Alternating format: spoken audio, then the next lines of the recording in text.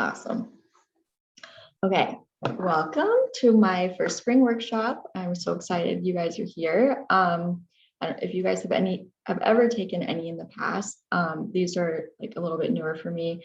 I've done a lot of like cacti and things like that, which I might throw one in at the end of spring just for fun, but I wanted to do something a little bit different. I did throw a cactus in this one just for those people who are like feel more like, oh, we want a cactus. So I thought it'd be fun just to like explore the different botanicals around the world. So we're starting with these 4 places this season. But Italy is today, and I'm so excited you guys are here because you're kind of exploring it with me. And we're doing 6 different botanicals that we're going to be covering. And the beauty of it is that so many or most of the technique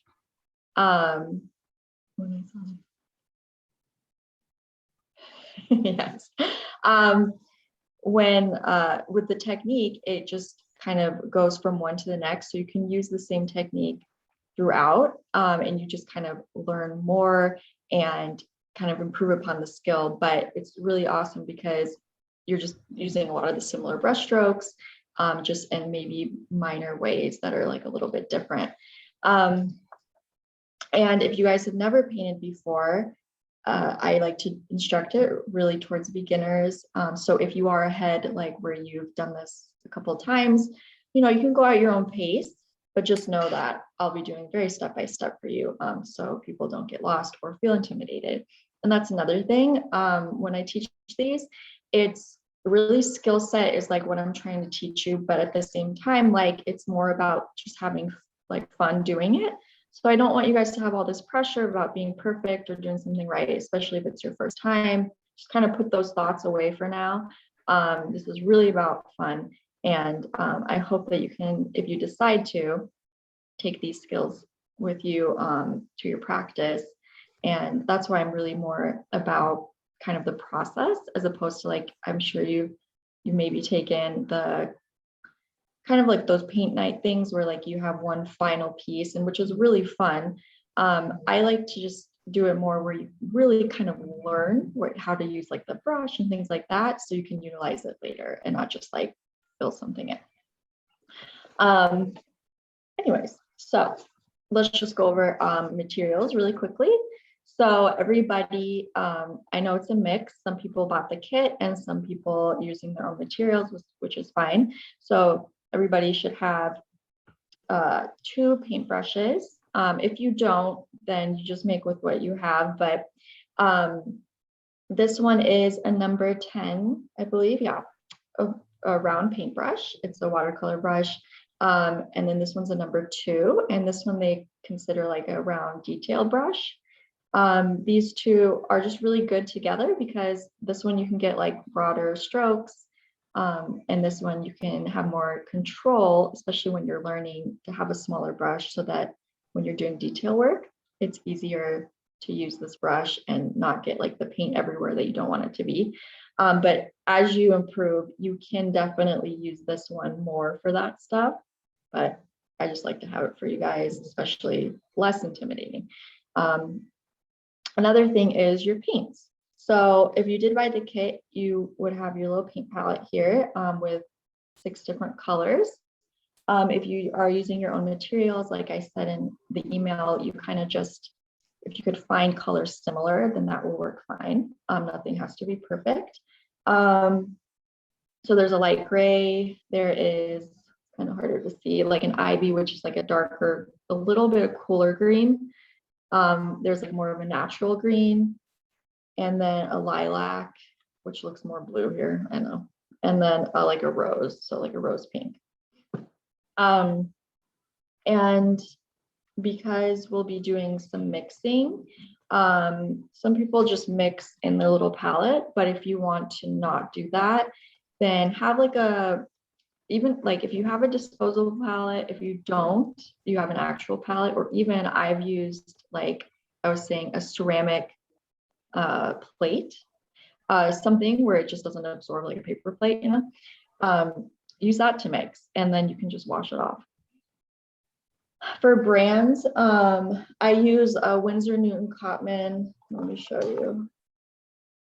like, I know it's the focus is, a Windsor Noon comment. And also you guys, I'm at tomorrow I'll be sending out like a thank you email, and in it we'll have a PDF with the paints that I use for it. So you guys can get specifics and actually link to where I buy them from. Okay. So you'll get that tomorrow. Okay. And then for people who did buy the kit, you should have your guide sheets. And if you don't, then we'll just, obviously I'm going to walk you through everything. So have that in front of you. For your paper, I use cold press, and that's what I provided in the kit. You should have multiple pages, I think 6 or 7 of these. These are 6x9 cold press papers. I like to use I use Strathmore Vision for teaching. And you can get this from Jerry's Artorama, or that's where I get it, or you can get it from many other places like art stores. So the reason I want you guys to have, I think in the email I said like 8 to 10 pieces of paper. I just want you guys to make sure that you have enough as we go through, because we are doing 6 pieces. So what I like to do is each one of these smaller pieces will actually create one of the pieces on it. So they'll each have their own little sheet. And then for the larger pieces, if you have, also have this, it's like the same paper, but just a little bit larger. This is like a 9x12. We do some practicing. So for those pieces of paper. So you guys, honestly, the paper, as long as you have paper, that's important. And whatever size you want to put it on, that's up to you. But what I'll do is do my practice on the larger ones, and then just do on these smaller ones, do the actual pieces and things like that. So, and then I like to use like an extra one of these to like test colors and stuff as well. And if you guys did have a kit, remind me did I put swatches in there for you guys? I can't remember if I did. I think I did, like these little skinny ones. You guys skinny ones? If not, we do. Okay. Yeah, we do. Yeah. Okay, awesome. Okay. So those I like to do at the beginning when we're going to do is test our colors. So if you don't have a kit, then just use one of your piece of paper and then like go up and down the side here, and we're just going to swatch so you can kind of see what colors you have. Because what's really cool is like what you have dried like in your palette, a lot of times the color is a little bit different than maybe you may think when it's wet. So it's nice to always swatch to know exactly what colors you have. Okay, awesome. Water cups, paper towel, have that. Paper towel is a great tool, not just to like rest your brush on, but also lift color out. I like to use 2 water cups or have them with me. That way I don't have to get up as much. Normally, like if I'm thinking, I do where I put lights in one and darks in another, if that makes sense. So like say I use one more for like yellows or lighter pinks, or like I would use the lighter gray. And then the other ones would be like the darker greens and things like that. If I remember. So that's kind of something I'm still training myself. But if you don't, no big deal. Just, clean your cup out more often. All this stuff is so flexible, as you'll find out. Okay, awesome. So I think I went over everything. If you guys have any questions before I switch my camera? Good? No? Okay, awesome. I'm gonna do that really quickly.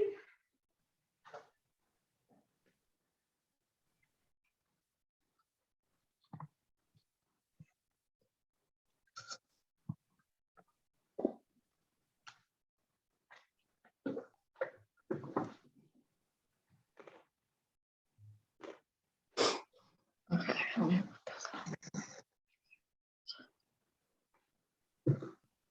on. Okay, cool.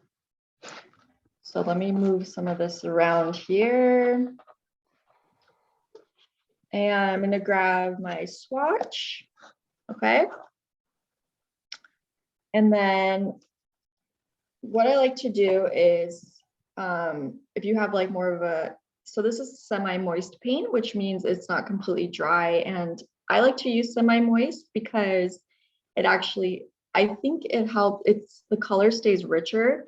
It'll stay on the actual, what am I trying to say?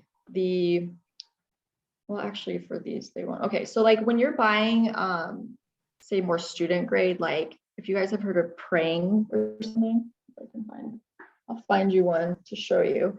But for like more student grade, what happens is like they have like the chalky ones that are more dry, right? So if they say specifically semi-moist, that's important, I think, because it keeps the color richer. And I don't know if you've tried like the cheaper colors, but when they dry, they leave like a chalky finish, which I do not like. So if you are buying paint that is on the lower end, just try to look more for semi-moist. For these ones these are not going to say it because they are a higher end, so you don't have to worry about that. They'll dry or they'll paint very beautifully. So that's just like a little tip for you.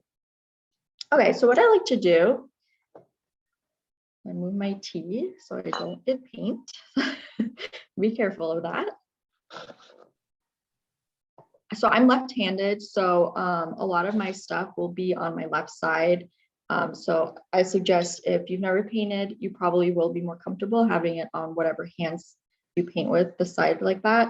So if you're right-handed, put stuff on your right-hand side. Take your brush, your larger brush here. You want to make sure you get the bristles nice and wet, especially when we're wetting the palette. So go back and forth inside the cup. Okay, and we'll do that continuously as we wet our palette. Okay, so I'm going to go into my rose here. Go back and forth, and I'm just going to go back into my water because I'm really trying to get this top layer of this paint watered down. Okay, I don't water down the whole thing, so I just do this top layer and kind of as I go, because the reason for that is I like to have the option as I'm painting to have paint that is less watered down. So that means when we're painting wet on wet, which, you know, I'll show you, the color when it has less water in it, it will like bleed less, if that makes, and that'll make sense later. But just for the sake of this, we're just gonna do this top layer. Okay. So take your swatch or the side of your paper, use the side of your brush, just do a little swatch like that. Okay, notice even how just one stroke like this, kind of just round it out like that, right? A lot of people who say are acrylic or oil painters, they have a tendency of just going like this a lot with watercolor. Try to break that habit. It's about the flow of the water and the paint, not so much about, you know, beating your paper like this. So just think about just using it one stroke with the side of your brush. Okay. The thing with watercolor, there's two relationships here with water and paint together, right? The more water you have, the lighter the color will be. The less water you use, the more natural the pigment from the tube it'll be, so more deeper color. Okay. And then as far as the other relationship goes, it's from your brush to paper.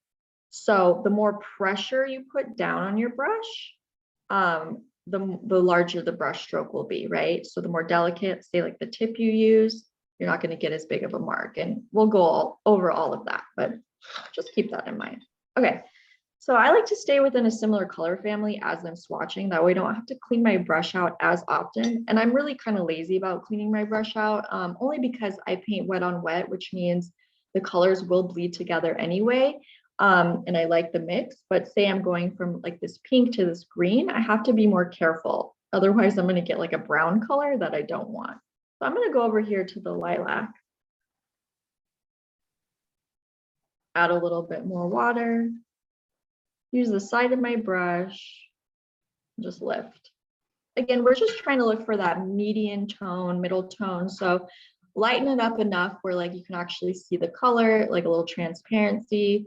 If it seems like it's like really dark for you still, add more water. If it seems really pastel-y, you just need to add more paint and do it very gradually. That way you don't have to worry about, you know, going extreme one end to the other. You can kind of work with it better if you just add more or less in small bits.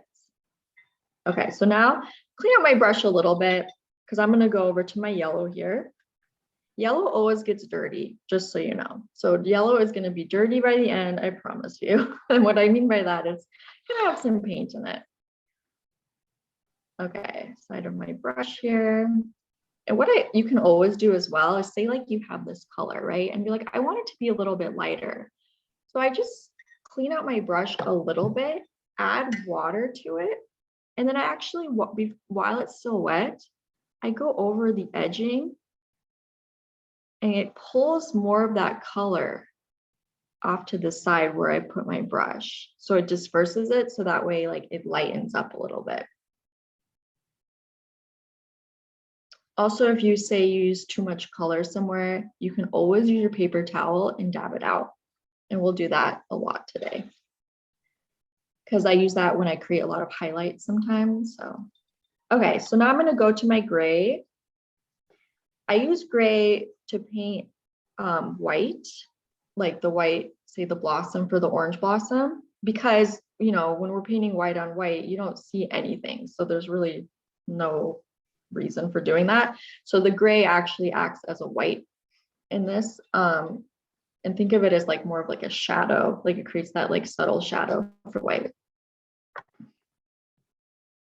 If we were painting, say, on like a different color, say it was like black or even brown, then I would use white. Okay, so now I'm going to go to my more natural green and swatch. And this one is the, I love this one. It's kind of a staple for me. It's Winsor Newton Cotton. And like I said, I put this in the sheet that you'll get later tomorrow. But it's called like Hooker's Green Light. And it's just a really nice natural green. Okay, and then going to my ivy. Okay. Awesome. So you should have an idea of what colors you have now, which is great. I'm going to put that up here for now. Okay. So now what I want to do to start is just kind of teach you a few brush strokes before I throw you into everything. I'm going to put my palette off to the side here. You can grab one of your larger sheets. If you want to use a small one, you can, but I'll be using my larger one here. Using my big brush. So use whatever color you want. I'm going to use some rose because this is just practice brush strokes. Okay. So you want to start with this technique where you kind of learn how to really spread your bristles out to create nice width within your brush stroke, kind of like a petal. So just think of it as use the tip of your brush kind of on the top of your paper, just so you can get these small markings. So you can feel like how barely you're touching, right? So think point, press. Notice the bristles of my brush, how wide they are. But as I'm pulling, I'm getting a little bit wider. So I'm pushing down more and then lift. Okay. The paint's gonna kind of absorb in certain areas as we go a little bit slower. So if you're like, well, why is my paint just like at the bottom or at the top or the middle? It's just because we're going slower, and as we get faster, your paint will move other places. But for now, because of just not doing a quick mark, it'll just absorb more in the top, the middle area here, and also the bottom. Okay, you can always go over it. So you don't always have to have such a pointy point, right? So you can actually just push down your brush more like this at the top. And just keep pushing I tell people until you kind of hit the middle of the area of like the petal or whatever you're making, and then slowly lift off and tapers. So this brush stroke can be created in so many ways, but the basic is just think of point, press, pull, and then lift. Okay, like I said, we could do it where we don't push as hard, so it's not as wide. So that's like a basic brush stroke, but it leads you to creating things that aren't as basic. So what that means is, this is, I think, the foundation, but I'm going to throw in curving this brush stroke, because when we're creating so many of these petals or leaves, they're not, a lot of times they're not just up and down. Most of the time there's always some type of curve in it. Okay, so with the curve, we're going to be using a lot of times the side of our brush. So what I want you to do is just kind of practice how wide you can get with the side of your brush, like this. I'm just painting the side here, right?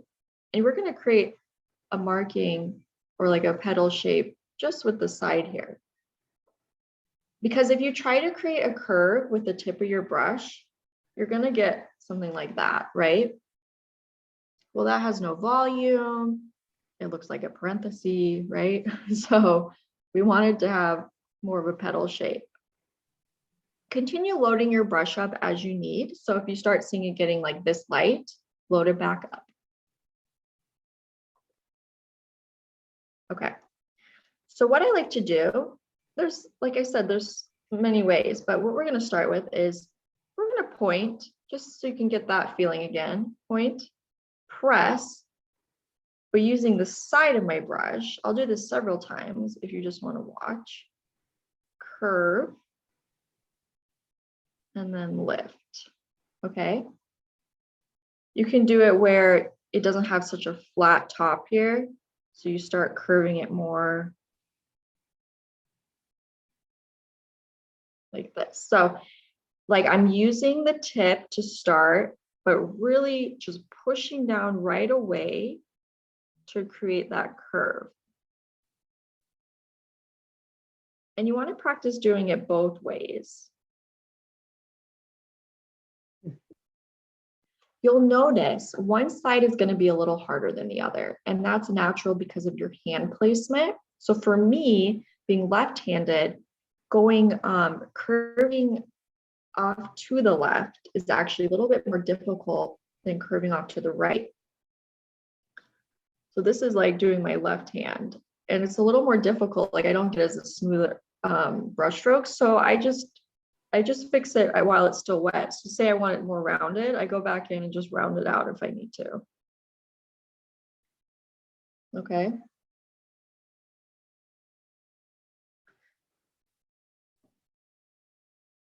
You can make them so they're like yin yanging, like this kind of, where they're kind of going to each other. So you can practice like back and forth.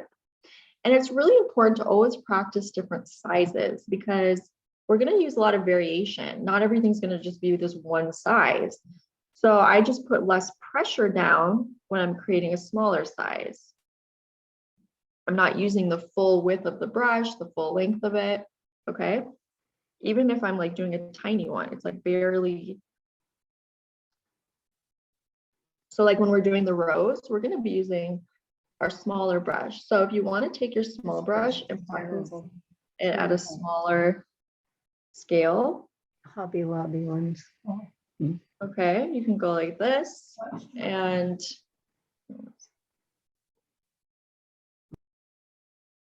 okay, so now what I want to do is yeah, just practice a few times with your smaller brush, creating these little curve shapes, because these are things that are going to start your centers a lot for your like roses, things like that.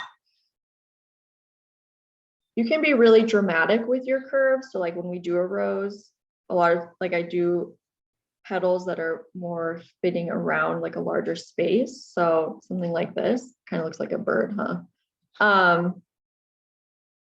Really the combinations are endless for this. Like you can do so many variations, but once you just get down like that idea of using the side of your brush to create that width, and then also the amount that you're pressing down will determine how wide your brush stroke will be. And I taper off edges and things like that, because it it gives you that width that you need in the middle or whatever area. It gives it that variation. So it's not this like straight line like this, right? Like a banana. Okay. So another thing I like to teach, because we're going to be creating a flower that is super, I want to say one of the more kind of like loose, simpler flowers that you're just layering textured petals or layering like lines on top of each other to create petals. So with that, what I like to do is just practice creating these groups of 3, kind of like layering like this, right? And if they don't have to be like notice how this one kind of absorbs into this tall one here. Like, don't think too hard about it. I just want you guys to start like thinking of this texture, and notice how though it's thinner at the bottom here. So they're going towards this like invisible center that you'll be working on. Like this.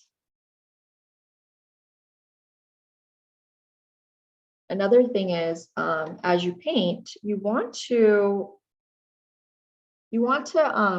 remember that you don't want to try to curve your paper or like turn it as you're working. So for example, like I was doing here, I was working with this flower kind of going around the center here, right?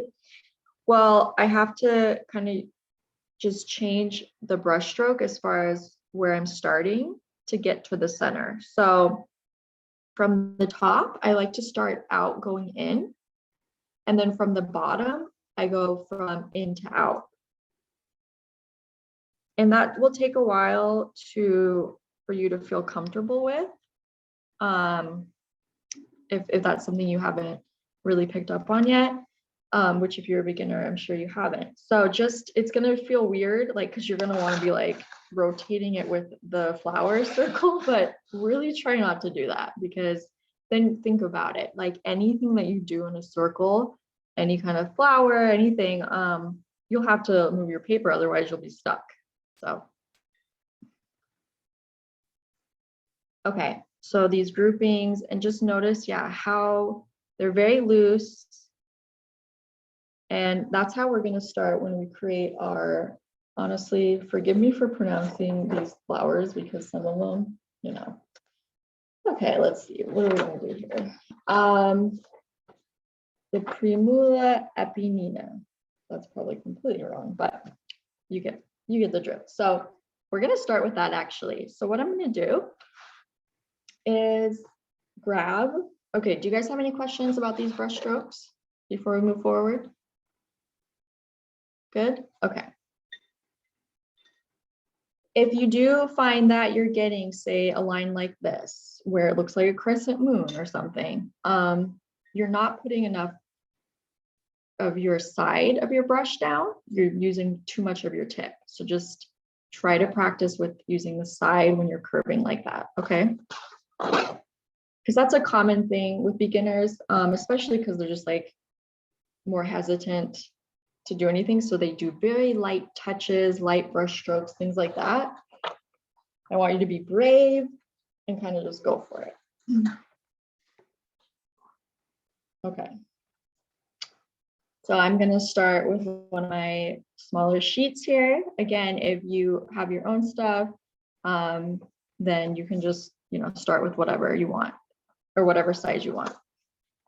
Okay, so we're going to be starting with this flower here, and I'm kind of going off what we just learned. Notice the groupings here, right? And how we're creating them together. So with the guide sheet, I teach you how to do it when you're beginning, right? So we start with an open circle here, but the thing is, I want you guys to learn, like after using the open circle, and even try without it, because what happens is it closes off the flower, this specific flower, more than we want it to. So this is an example of using just a free kind of visualizing the circle without actually creating it. So just like an invisible circle you're working around, right? And notice how this one's more tight, right? So with these ones, they're more loose.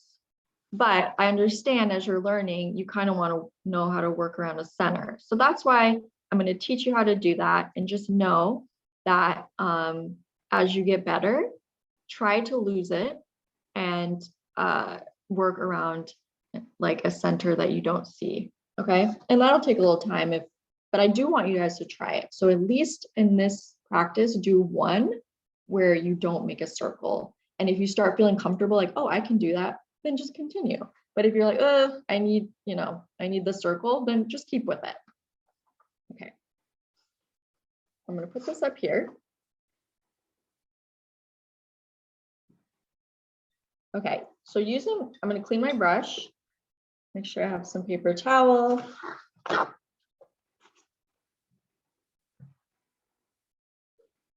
So this one we're probably going to zip right through because it is like one of the simpler ones.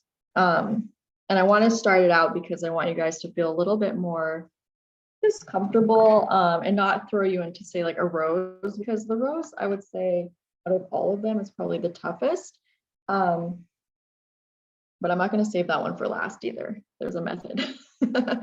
Okay, so let's load our brush. So what I did was I mixed some of the lilac with the rose to get this more like pinky purple.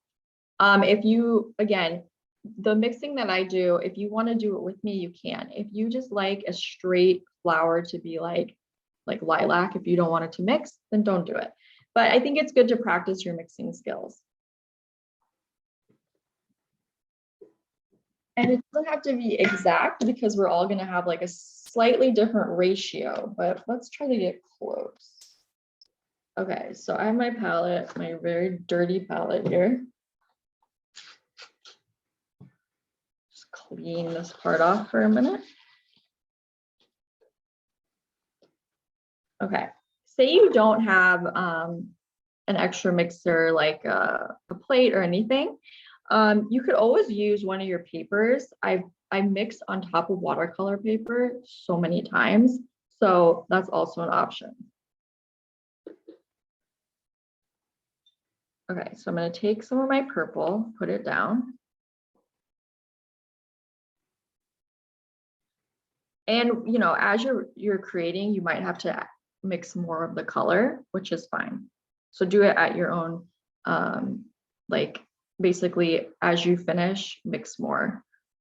I'm just going to show you it this one time. That way you know what color we're aiming for. Okay, so I added some rose to it. So it's more of a pinky purple. I added a little rose because this rose goes a long way. So I'm going to put this over to my left, just so I have it accessible. And then I'm just going to swatch it here so you guys can kind of see. I know it looks like barely different maybe on the screen, but it really is a little bit more pink than purple. Okay, so what I want to do to start is we're going to create a bunch, like probably like 5 together.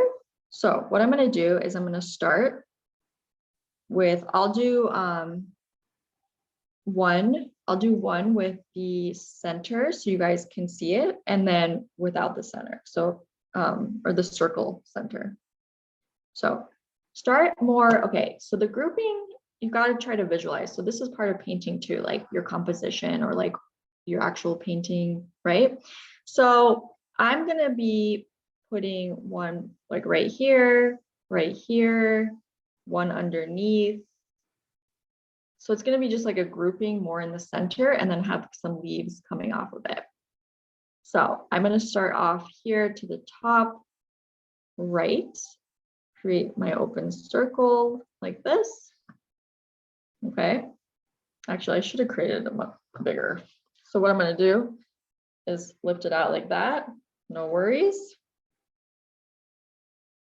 And just create it a little bit wider here like that. Yeah, that's better. The only reason I did that is because it's going to have like a few little dots in the middle, and I want still white space around it for the highlight. And if it's just too squeezed in, everything's going to close in on each other. Okay, so creating those 3 groupings. So there's gonna be 5 petals, but you're gonna layer them like you did practiced in the other one, right? So it's gonna be like 3 brush strokes, give or take 3 as you go around. And you want them, so like you could always add, say here, I wanted a smaller one to kind of add texture. You can go in and add a little bit there. You always want it to taper off, so get a little thinner as you get to the center, even if it's slight. That way it doesn't get too busy in the center. And you want to make sure that there's a little white space. And so, like, so notice here, there's like one little gap here, even, and then there's a gap there and a gap there. But those little gaps, they help really bring out the detail in the, because we're using one color. So if you just like smush them all together, you'll get one big like circle, right? Okay, so I'm going to be working from in and out, or from the center out on this right one here.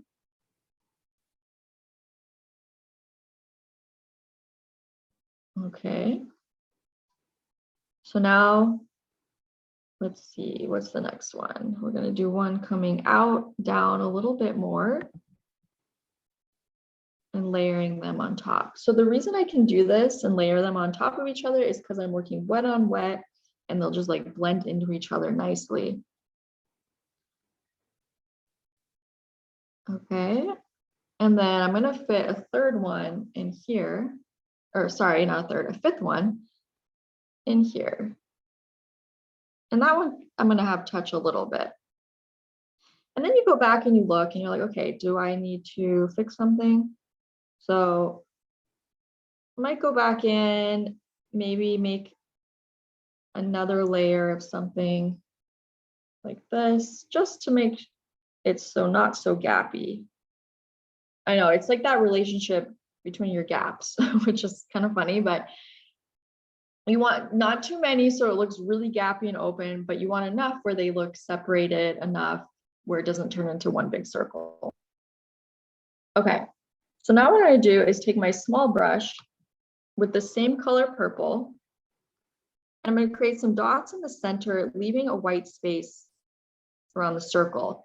And what I'm going to do also is, because my circle is a little bit obvious here, like the outside circle here, I'm going to pull it in or out, basically, to kind of get rid of that circle line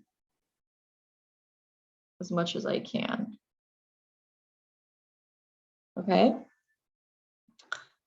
So you have that. And then what you want to do also is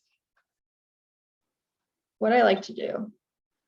So say like, I like a little highlight on the tips of some of my petals. So I take my paper towel like this and put like my finger in like this, and I lift out an edge.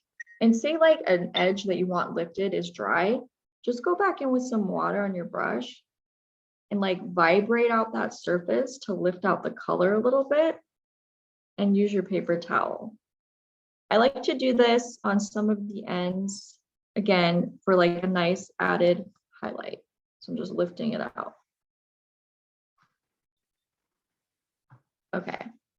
And if I wanted a more like drastic center, what I can do is go in with my small brush, grab a little bit of my rose, sorry. I want to make sure the center is still wet. So I'm going to go in with my larger brush just to make sure there's some water there.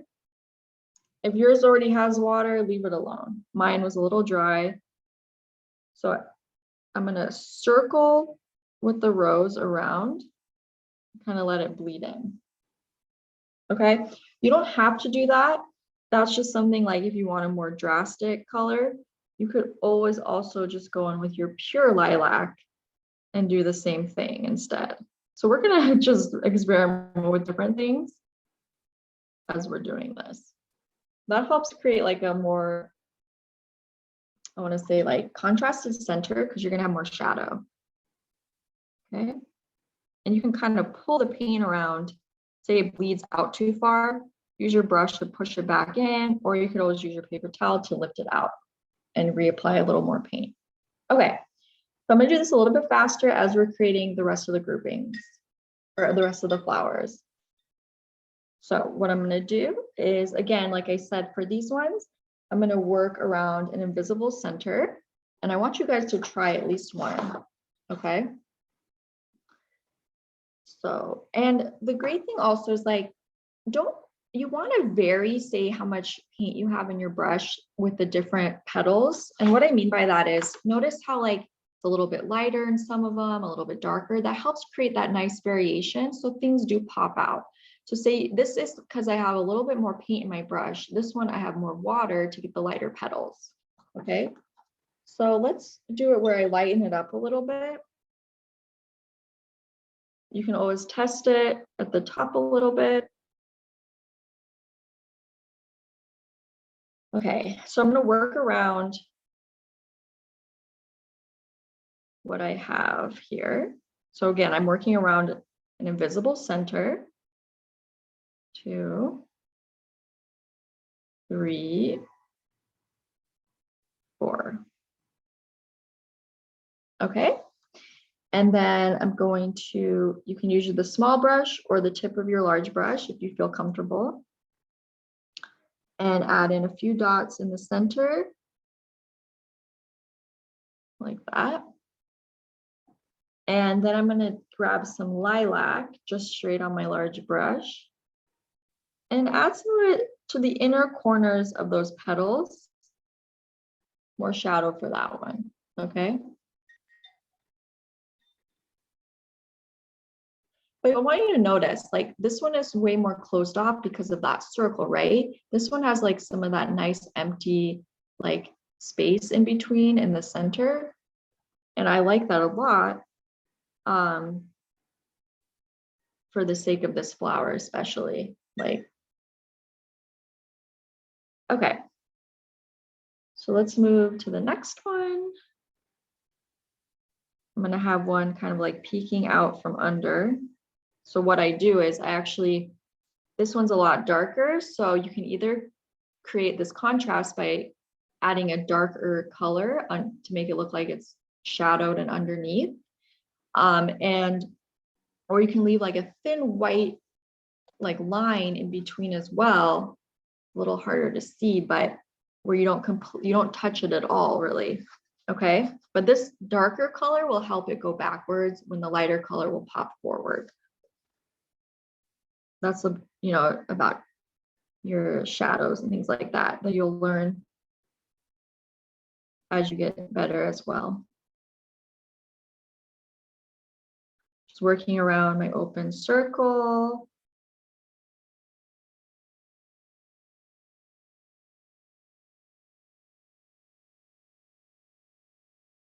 Okay, creating your little dots in the middle.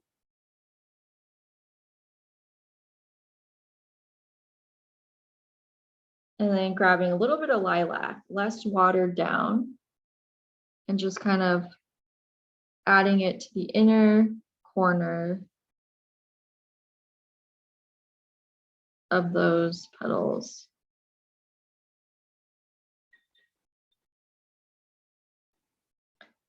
Okay, now I'm going to water down my purple a little bit that I've mixed just to create another little bit of a lighter flower here.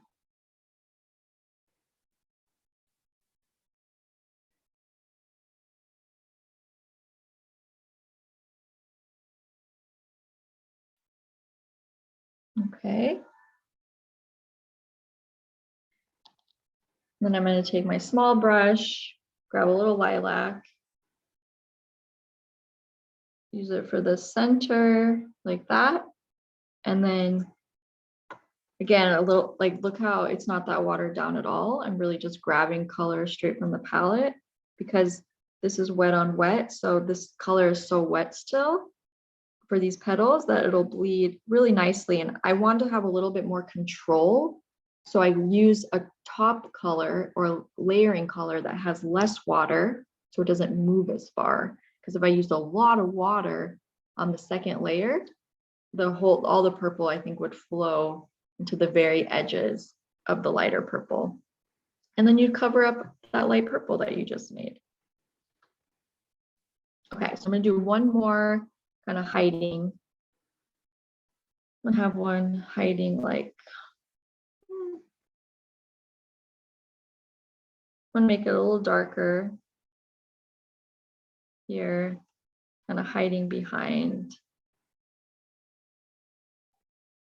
These ones are very forgiving because they're kind of poking out, so you don't really know where they are coming from, except just like kind of right next to that flower. Okay.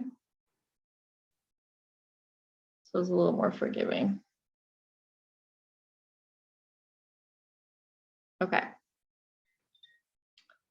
Now what I'm gonna do is clean my brush, and then I'm gonna do a mix of green and yellow. The green I'm gonna use is the more natural green. Okay. I'm gonna put it here. And clean my brush out a little bit before I put it into that yellow. Just gonna grab a little yellow. Yellow is really powerful, so notice even like how kind of yellow green I got it with just a little bit of green, or sorry, a little bit of yellow. Gonna go back into my green just a little and kind of add it. So that'll be good because I'm gonna water that down. I'm just gonna add more water to it so it's a little bit lighter as I'm working. It doesn't have to be exact. Here's like a swatch, you can kind of see. Okay. Okay, so I'm just gonna create a little bit of greenery and coming like around these flowers in this grouping. So I'll use the tip of my brush, and I'll be creating petals using our point press pull method and like our curving method that we've been using with these, but also that we learned in the practice. So I like to use the tip of my brush to create the little stems that are like hiding. So you don't really know where they are exactly. So these little white spaces you have, you can create little stems kind of coming, and you have to just like visualize like, oh, that could be a stem there, right? So like I just got some in my flower. I'm gonna just dab it out a little. No worries. I'm gonna have one coming out like that.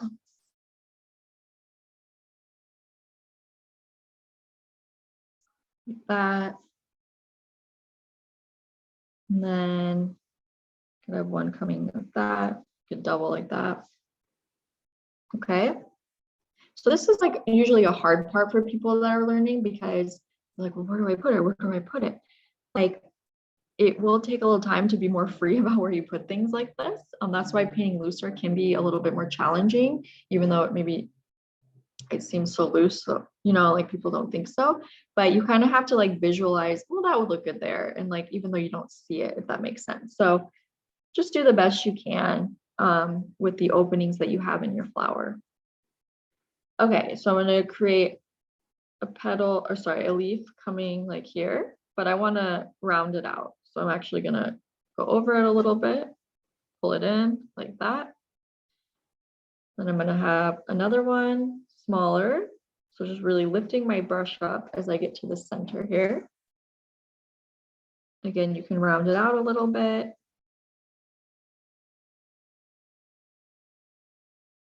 You want like just different sizes too. So you have a smaller one, a larger one, right? I'm gonna have ones that are 3 that are like kind of curling in here.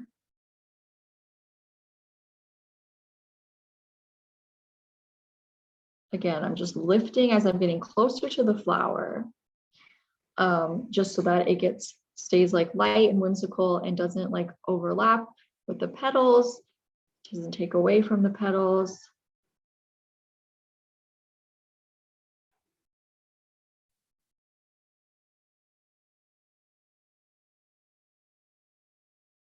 Using the side of your brush to create your curves.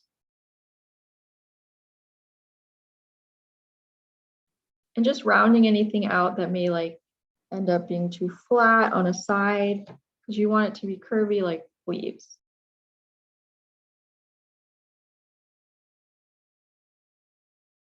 Okay.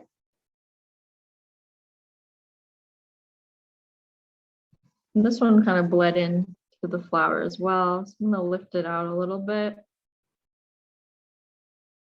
Gonna go back in. Okay.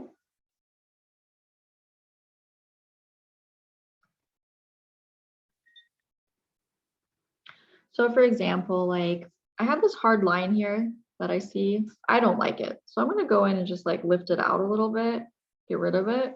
So as you're doing this and you find certain areas once they've dried, you're like, oh, I don't like how that looks. You can kind of go in and lift the paint out if you need to, or push it around after you've re-wet it, just to fix it if you want. Yeah, see, that looks so much better. Okay. Okay, awesome, you guys. Also, if you notice something like dried a little bit lighter, so you want to add more. So for example, the center of this one, the very center, is a little light. So I'm going to go back in and add a little bit more paint just to darken it up. Okay. So there we have our first one. How'd you guys do? You're okay? I'm sure you did. Okay. Let's move on. Because we're like still in like the purple, let's go to our, I think it's called a crocus. So what's really cool about this one I learned is that it actually, each one has like, gives you like saffron, which if you know, it's like a spice, and like it's very expensive. And so these ones, like they have to actually pull it from the centers. There's only like one strand or two strands or something that they can actually use when they do the saffron. That's why it's so expensive. And this one is like Italian, so it's a little bit different than say like if you get it from like the Middle East or whatever, but this is that flower. Just a little tidbit. Okay. Now what I want to do is we'll be using our lilac. So just kind of wet it. Get a new sheet of paper. So if you have a new smaller sheet or wherever you're working. Using my large brush. So this is where our curves are going to come in handy really well. Okay. So we're going to create more like of the bottom of the flower first, the bottom petals.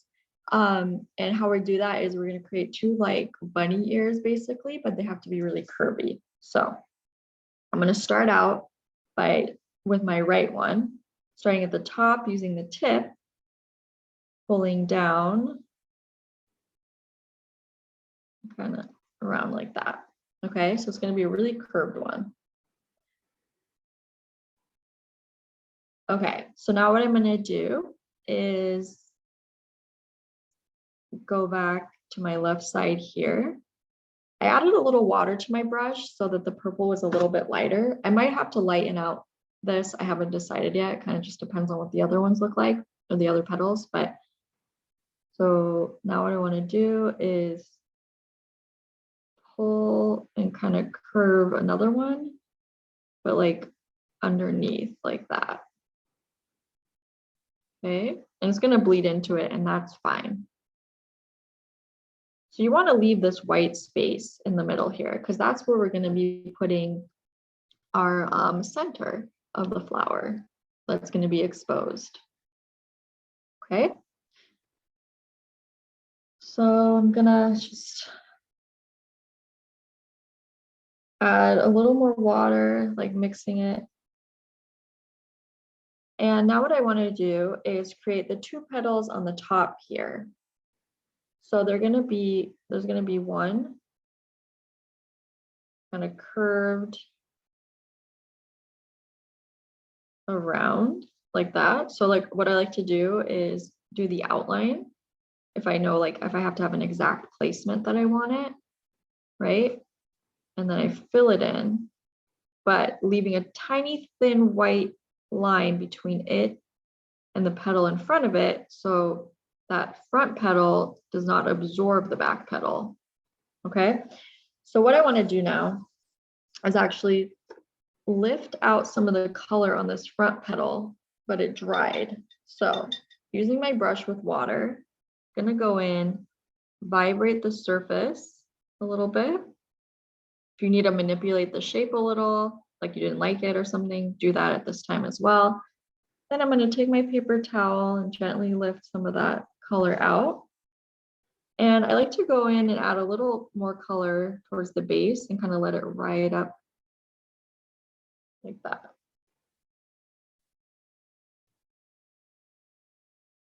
Okay. And then even the tip of this tall one, I'm gonna dab out a little bit of it just because I like that highlight that it'll have towards the tip. Okay. Now making my my second one. So what I want to do, it's going to be coming more inside of it like this, working out to in.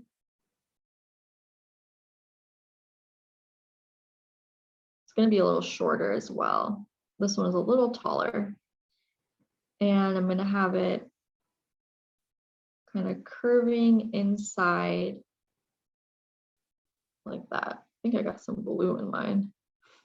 Oops. Okay.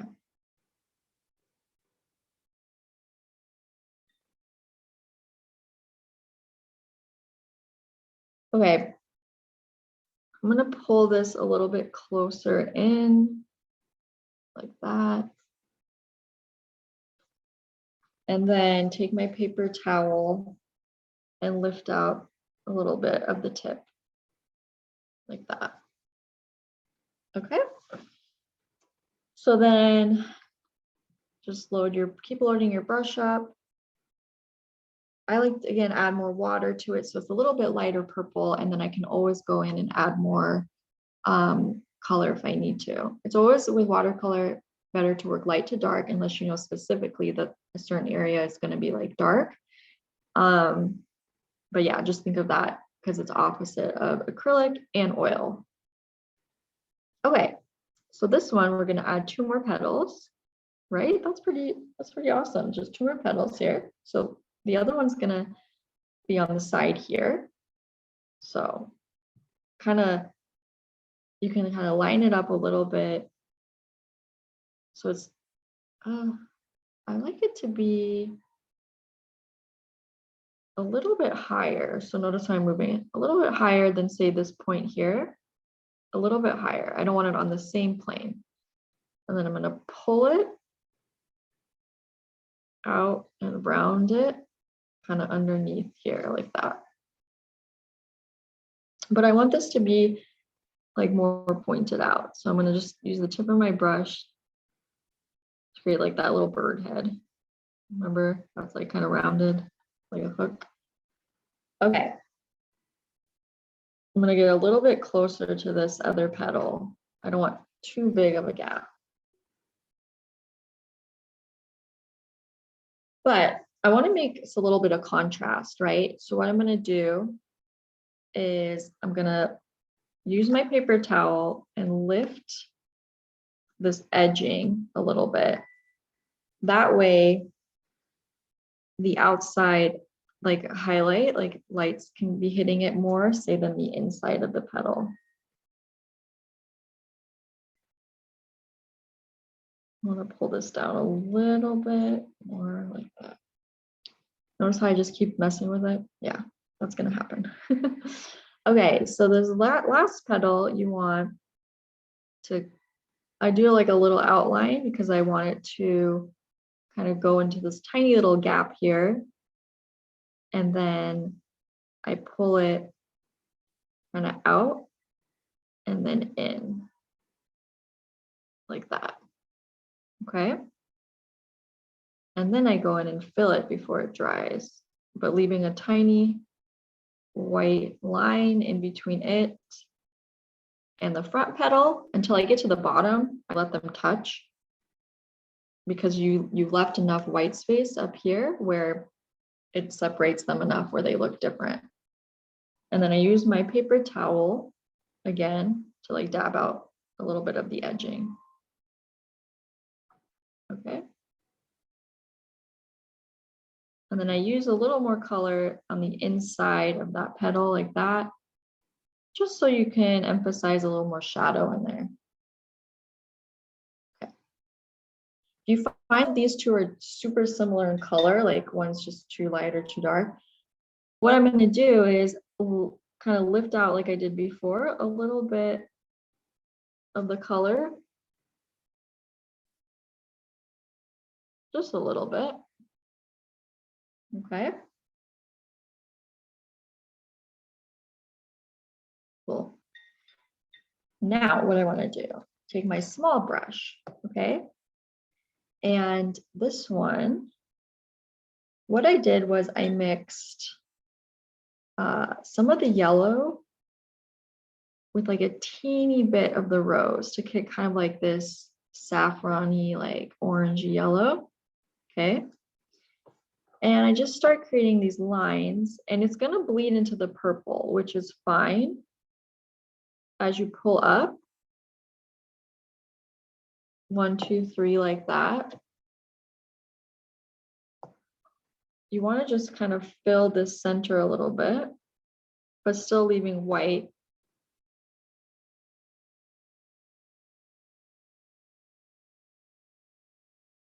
And to like make the yellow emphasize a little bit more, what I do is I go back in with just a little bit straight yellow into the tops on top of the purple, so it really like gets bright. Okay. Now, while that's still a little bit wet, what I like to do is use some of my rose that's a lot less like just straight from the palette while this is still wet, and I just go in and create a few marks of this rose throughout, like just small marks, like long lines. Some of them are shorter little dots, and that helps create a little bit more detail. Okay.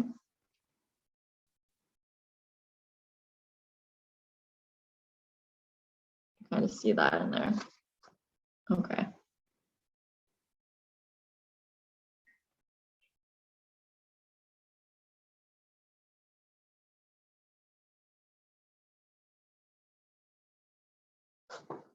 Nice. Okay. And with the greenery, I just use some of that natural green, a little bit lighter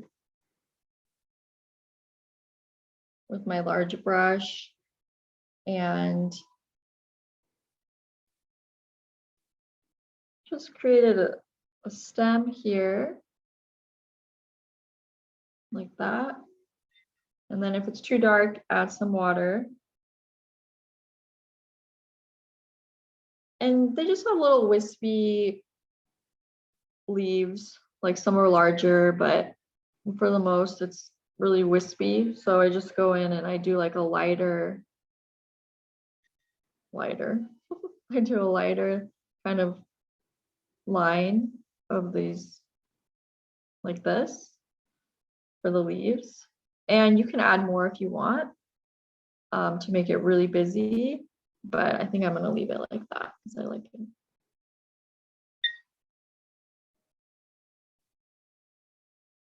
And in my guide, I showed you, I did the same things, but for like more of a bud. I'm just going to show you really fast. Like I basically created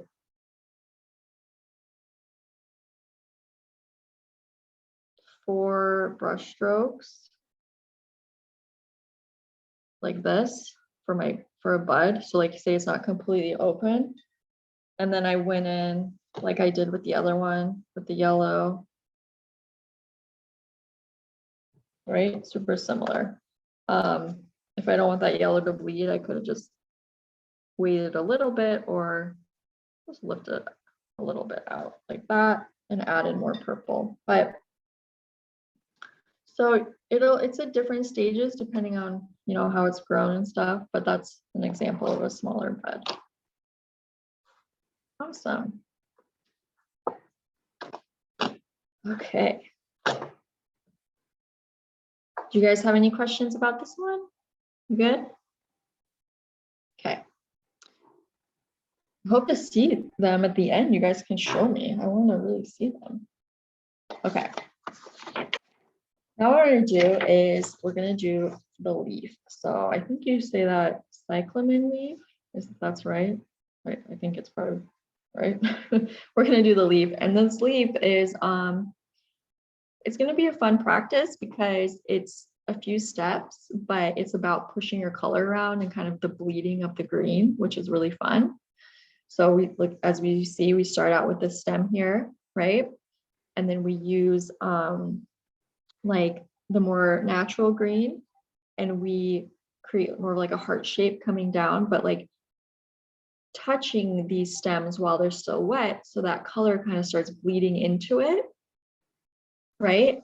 And then we add in more of we add more ivy green along the edges and then more in the center here, okay? But think of it as kind of a heart and also leaving these white little spaces throughout for some highlight, so it's not completely flat. Okay. So we're going to be using just the two greens for this one. So if you feel comfortable, I'm gonna, you can use your large brush, but I'm gonna show you with my small brush the outline. So go to your next sheet of paper. Okay, so I'm gonna be using the ivy green, which is the cooler green. And I wanna make sure that it has enough water, that way it stays a little bit moist as we are painting the second layer. Okay, so let's create a stem here. I'm going to create a little bit thicker just so that it has some room to like bleed the color out into the leaf. Okay, and then I'm going to create a few stems kind of coming off of it like that. If I want, I can actually pull this down a little bit more, so it will be a little bit bigger. Okay, now quickly what I'll do, go to my large brush, make sure it doesn't have any purple left in it.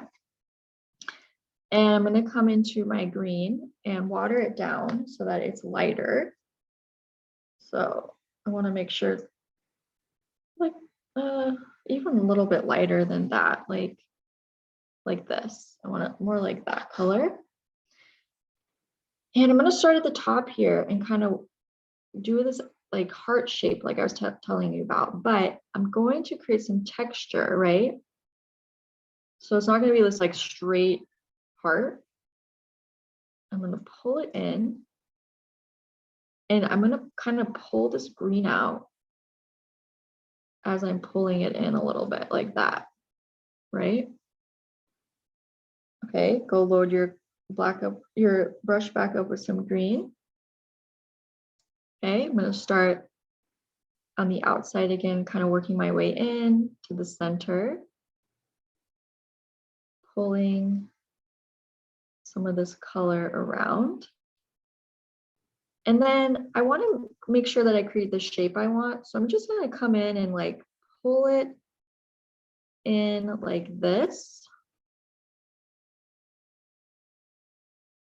leaving some white like I did. And if I need to, I notice, okay, well, I want this to balance better. So I'm going to actually add a little bit more height at the top, more rounded. Kind of pull it in like that. And then you're still pulling a little bit of that darker green out into the leaf like that, okay? If you notice you get a little bit too dark, go in and just dab out a little bit of the edges. You too. I want a little bit of the light green showing through because we're going to go in and add, again, some more of that darker color along the edges, but I just want a little bit of the lighter color there.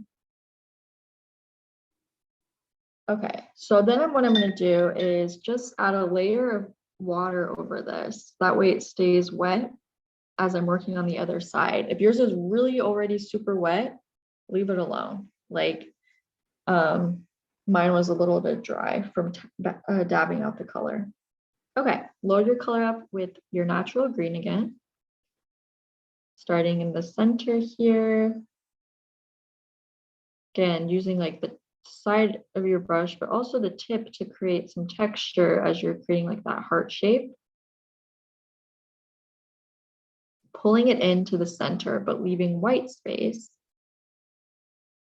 But I'm re-wetting this darker green, kind of trying to pull it out a little bit.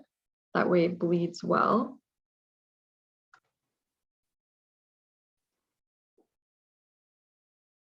And then I'm just trying to shape it as I like.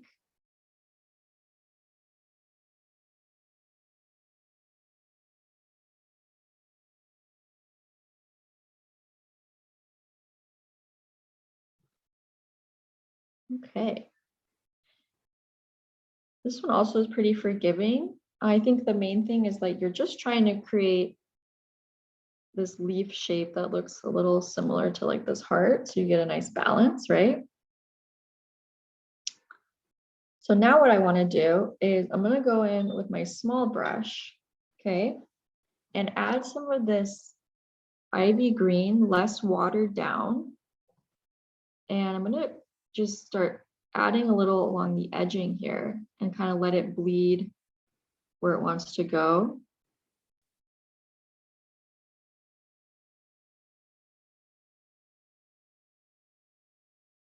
If it's not bleeding, like it's not moving on its own, that just means it's dry. So you need to go in and add a little bit of water to help it move.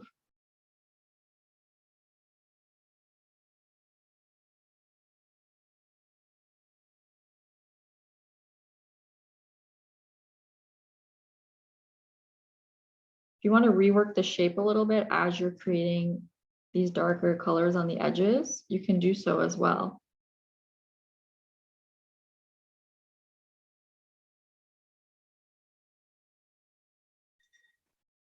Kind of pull some of that color in a little bit.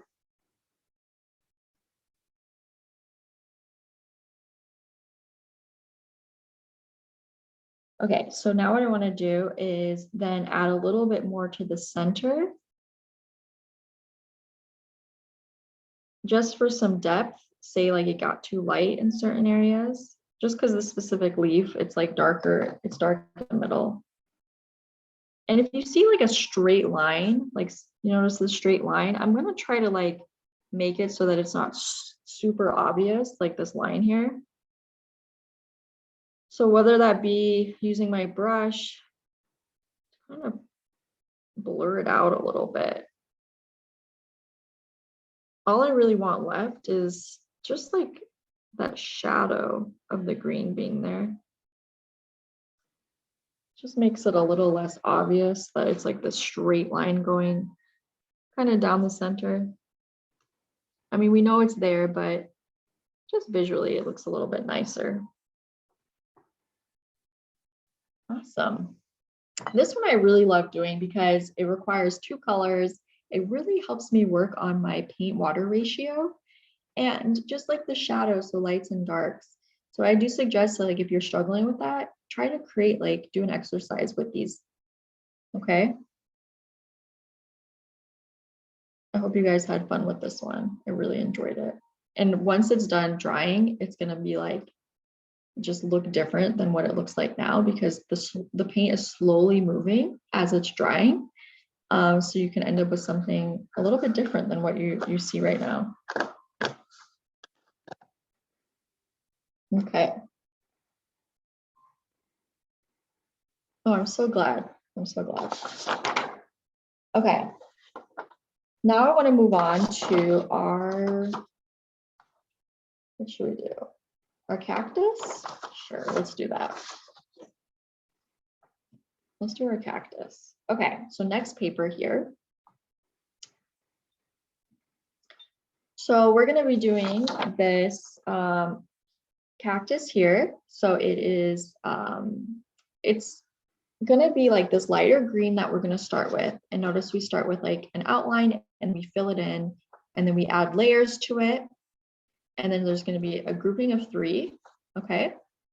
And these layers have to be added as they're still wet. So what that means is, like for the first piece, you're going to add in the lighter layer and then a second layer. And then you got to keep it wet as you're working on these other parts. So just to make sure it doesn't dry.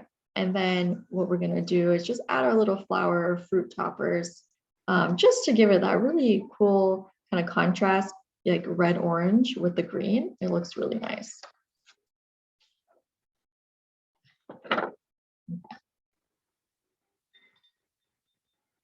So I'm going to start with my large brush, and we're going to do a little mixing. So notice, remember how we did that yellow green earlier? It's going to be very similar to that. So we're going to be mixing, again, our natural green. Here, I'm actually going to wipe some of this purple away. If you have a messy palette, this is what happens. That's why I got blue in my other flower. It's okay though. It all works out. Okay, so green, and then I'm gonna go in. Honestly, I should start with yellow just so I don't have to clean my brush as much, but I never remember. Okay, so I'm gonna go in with a little yellow. Kind of get the sap green. I really like it, and we're gonna be painting, light because we want to make layers. So we're gonna start light and then kind of like then move to the darker layers. Okay. So I'm going to test the color up here. Okay, that's a good color. I'm going to water it down a little bit just by sticking my paintbrush in my water and then coming back. Oh, great. Okay. Let me clean up this mess I just made here with my hand. Okay. Okay, so starting with this color, what we're going to do is create our outline. So we're going to start with our right paddle, basically. So starting from the bottom, I'm going to kind of wave it and out with my brush to create some texture. Like that, okay? And then kind of pull it down. And I'm going to fill it really fast. So I'm going to add more water to my brush just so I don't get stuck with that outline.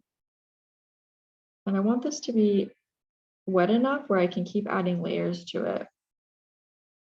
And the thing is, when you add more paddles to it, like we're going to do 3, you can mess with the shape as you go. So say like when you add another one and say it like you don't like how the shape looks after you add all 3, you can always like pull some color like out to the side. You can lift color out. But this looks okay to start. Okay, so I'm gonna go back to the same green mixture, but less watered down. So it's gonna be a little bit deeper. And I'm gonna add some to this upper right corner, kind of let it bleed down. And then the left a little bit as well. I never want to completely cover up my bottom layer, just because you want that depth and layering to be obvious, okay? Okay. Now what I want to do is I take my small brush, and this is still really wet, which is great. And I take my small brush and go and grab some of my natural green, just a less watered down. Kind of mix it in here. And I line it up along this right edge a little bit, just a little, but notice how it just bleeds really nicely into that green. It gives it, again, another layer that we'll need. Okay. Love, love, love. Maybe I'll add a little bit in the crevice up here at the top. Okay. Okay, I'm going to leave that for now. And I'm going to just move on to my next paddle. And I want to kind of move as it's still wet. Ideally, you want to create this where all 3 paddles are still wet. That way you can mess with them if you need to. Okay, so go back to my green, make sure my yellow-green mixture with my big brush. And we're going to create an outline here. So let's see, I'm going to have it kind of hugging a little bit.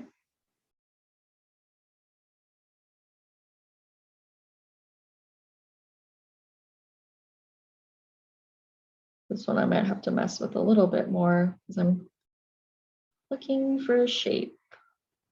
Have it kind of hug underneath here, like that. Okay, I'm gonna quickly fill it. I'm gonna leave a small white line between it and the cactus paddle that I just made.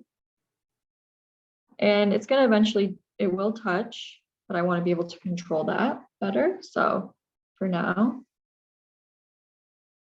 I'm just doing this. I'm gonna add a little bit more water to the outside edges here. Okay. Now what I want to do is, again, go back with my yellow-green mixture, make sure that it's a little less watered down. And I'm going to add it up to this right corner and pull it down. And I'm going to actually touch, filling that white space. Okay. And notice it kind of went a little bit into that color, into that paddle, and that's fine. You want them to blend a little bit, but still look like there's a separation. That's the most important thing. If yours bled everywhere, like you had too much, use your paper towel and lift up this edge of the top paddle. And then just slowly, if you need to, apply a little bit more of that lighter green in there. But what you want to do is just really have this darker line here, but like not make it such a straight line. You know, you want it to kind of pull out to not be as obvious of a line, but you want that depth. Okay. So for example, I'm going to take my paper towel, slowly lift out a little color along the edging, just a little, to create a little more contrast. It's all about the layers. Taking my small brush, a little bit of that natural green, again, less watered down. And I'm going to kind of go up to the top here, kind of pull this color around the top area. And then pull it down in your little crevice here, again, for some contrast.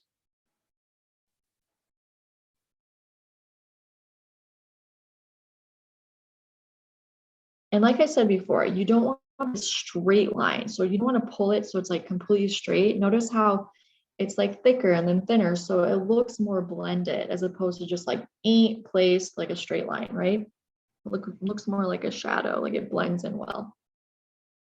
And then you can kind of pull out more of this color if you want. But like I said, as it dries, you'll see more of what it'll look like.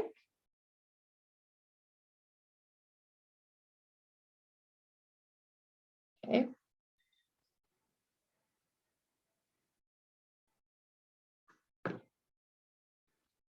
Okay, and then you can lift out if you need, if you want a little more contrast or to blend lines a little better. Okay. So this one I'm gonna leave to kind of just do what it does and see how it dries, right? And now I'm gonna go and create my third paddle with my large brush, my light green and yellow mixture. I'm gonna put it on top here, starting at the bottom, kind of like curling it up.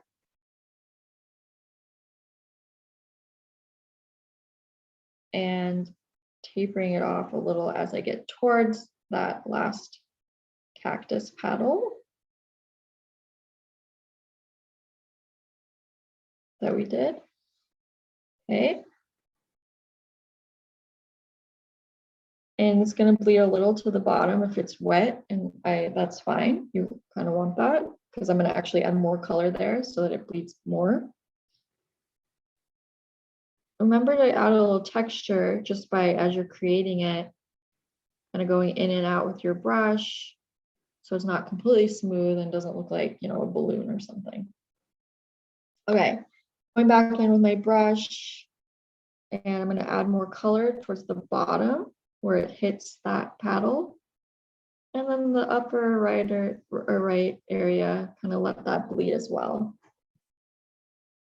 Okay, so same thing, take my small brush, more watered down natural green. At the base here, kind of pull it. And then again, adding it at this upper right section, just a little bit like that. And if you need to add more towards the base, you can do that as well. Okay, awesome. So now I just want you to practice briefly before we add the little fruits, but really they're just like, kind of look like little light bulbs in a way, right? I mixed my pink with a little bit of my yellow. So you get this like red, pinkish, orange color. Okay. So if you want to practice, they're just like these little bulbs. So I start at the bottom and kind of just go like this, like round it out at the top and taper back toward the bottom, but I like them a lot brighter. So I go in and I add more color like that. And then one trick that I do to like really top it off is once I do it, I go in with my small brush, grab like some yellow that's really like straight from the palette, and I put a dollop of it on the top and kind of let it bleed down into it. And then I just go back in and kind of push it up so that it's more towards the top, but it gives it like that nice highlight at the top that I like. Okay. Okay. So let's see here. Okay, so I like my cactus to be more wet when I do this, like the top. That way the yellow or the pink bleeds into the top section a little bit. So this is completely dry. So what I'm going to do is I'm just going to add a little bit of water towards the top of this cactus.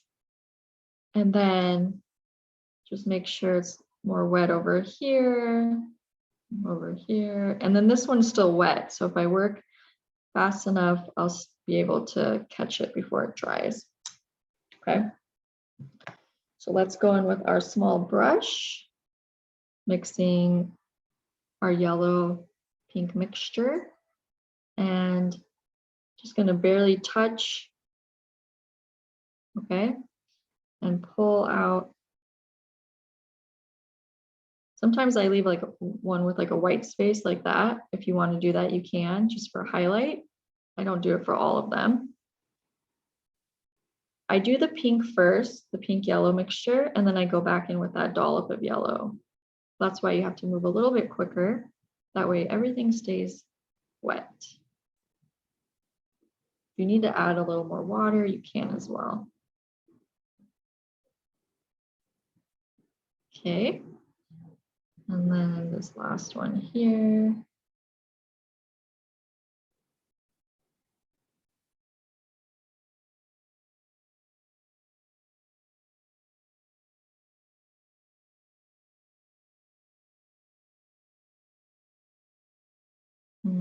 Okay. So notice the color kind of bleeding into the top. You can pull it around if you want. You can let it bleed in naturally like it will. That's up to you.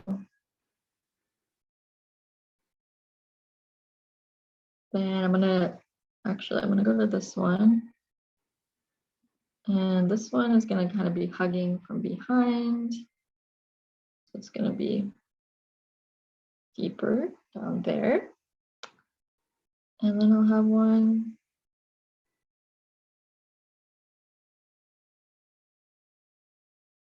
here.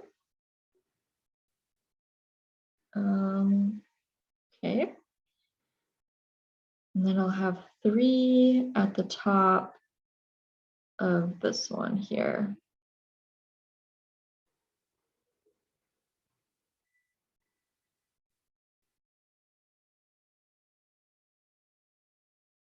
Okay, so now I'm going to go in with my yellow dollop, again, kind of straight from the palette, add it towards the top.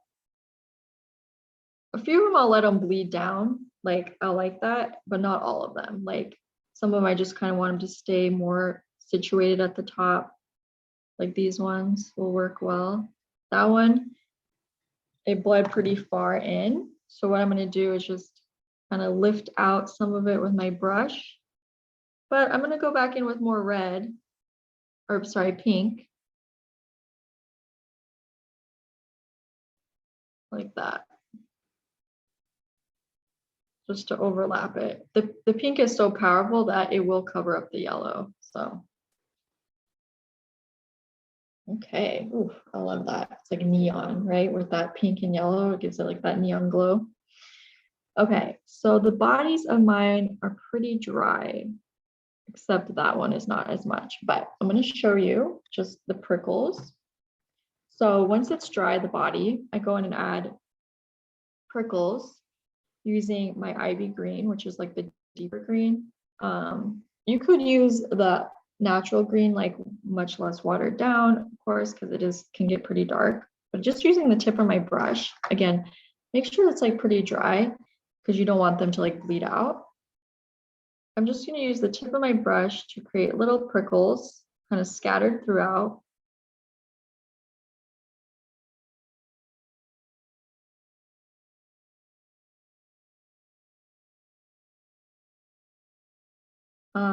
This one, like I said, is not that dry, so I'm just going to be really careful as I go in.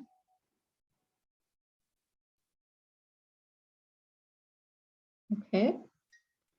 And you can kind of play with the, say like,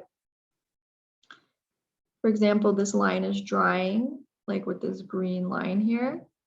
I'm going to blend it out a little bit because sometimes I like it and sometimes I don't. Just bleed it out. And if I wanted to, I could actually just add a little bit more pink to kind of pull it down if I wanted. If you want to add more green, you can do that as well. Okay, so there we have our prickle cactus or petal. Do you guys have any questions with this one? This one was really fun to do. I like this one a lot, especially the color combinations. Okay, now we're gonna go, okay. Do you guys have a preference? Should we do the orange first, or do you want to just go straight to the rose and then do the orange? If you don't, then I don't want to leave you off with the rose. That one's a little, you want to do the orange first? Okay, let's do it then. Then we will end with the rose. Okay, cool. So our orange is going to be a mix of the pink and yellow again. Okay, so I'll show you briefly with the sheet. So what we're going to do to start is we're going to create like a yellow orange that's lighter. And this one is just added more pink to it. So it's more of like a deeper orange. We start with a circle, like an irregular type circle, and then we fill it before it dries. I like to leave a little sliver just for highlight of white. And then before anything dries, again, we're just layering by layer before anything dries. I'm going to go in with like this deeper orange along, like, notice how it's like halfway outline or a little bit more halfway. And then I start adding in more deeper color. So you can add more of the pink and with the yellow to create deeper oranges. And then we will layer. So it's just layering, a lot of layering. And then we'll move on to our little blossom. It'll be fun. Okay. So orange goes rather quickly because the color kind of spreads on its own, which is fun. Okay, so I'm going to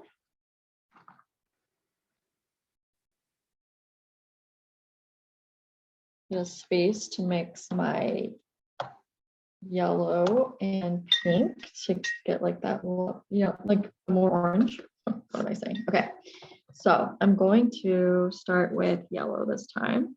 I've learned. Okay, and just a hint of this pink to start, just a hint of it. Okay, and then I'm going to just lighten it up by adding more water to my brush. Okay, cool. So now what I want to do is, like I said, I'm going to create a circle. And since I want to actually create two, I'm going to do it so this one's a little bit more off to the left to start. So you want to create a circle, but irregular so that it just doesn't have like a perfect shape. Like you want a little bit, just a little bumps and little areas, okay? And then what I like to do is, as I'm filling, I leave a little white sliver, okay? I want it a little bit lighter than this. So what I'm gonna do is take my brush and kind of lift a little bit of the color out. I mean, it's gonna get dark, but I don't know, just I like to show the layers a little bit. Okay, like that. Okay, so while this is still wet, I'm actually gonna do the other one at the same time. We're gonna do them simultaneously. So taking that same mixture, watered down, gonna create one that's kind of hugging it from behind. So starting, don't touch this orange, but get really close, like it's gonna be behind. Create kind of like a bump or like a hill. Pull it around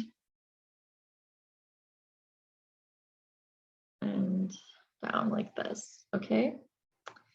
And then you go in and you fill that as well. But then I leave a small sliver of white in between, just so that I can use that as a tool later, or pretty quickly here, but when I'm filling in my shadow. Okay. So making sure this is still wet. I'm gonna go in and I'm actually gonna mix a little bit more pink into my mixture to create like a deeper, more tangerine-y orange. Okay, and while this is still wet, pull it around and it should bleed into your orange area. Okay. Okay. And then what I want to do is add it to this as well. So you got to be careful though, because it will bleed probably into the other one, but you just want to get barely close enough where it doesn't bleed too much into that top, the top orange. So what we're trying to create here is some contrast. So I go in and I add a little bit more pink and let it kind of bleed like this. You want to have that shadow because it's from behind, right? Okay, so I'm gonna add more shadow along the bottom right edging of this back orange. I'm gonna pull it up and around. Again, letting that some of the lighter orange still shine through, orange color. I know it's like confusing, orange, orange, orange. Okay, if you need to mess with the shape of it, you can do so at this point. It's the best time. Then what I like to do is take my brush, just kind of empty, and this is still wet, right? So I lift a little of this wet color out with my brush to lighten it up a little bit, just so it pulls it forward more. Okay. And then you can continue adding a little bit more of that yellow orange, deeper orange, like around. I'm gonna play with it for a little bit so that until you like kind of like what it looks like. This is kind of like the leaf that we did, where it's really about your blending of colors and stuff and kind of just getting that ratio and that blending that you like. If you want a really deep color, like I said, mix in more pink.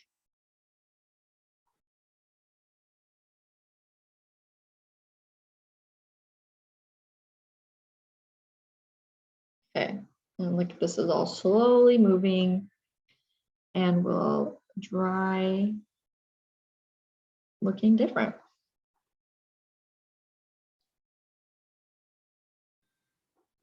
Okay. I'm gonna add, as it's slowly drying too, you can go in and add more color if you want it. Because like I said, when it's wet, it looks darker. And then as it dries, it becomes lighter. And you can kind of watch it as it's drying. If it's drying too lightly, you can go in while it's still moist and just keep adding in a layer as you see fit.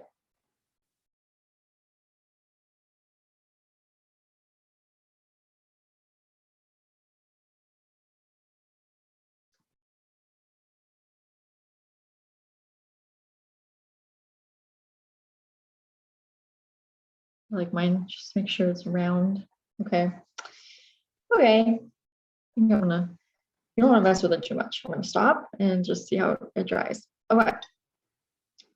So while it's still wet a little bit, I like to go in and add the greenery. So I just use my light or my natural green, just really lightened. So just mix it a little bit, just to lighten it up with some water. This leaf is pretty large and I do it in two parts where you do one side and then the other because it has like a nice curve. So it's going to bleed a little bit into this because it's still wet. So just keep that in mind.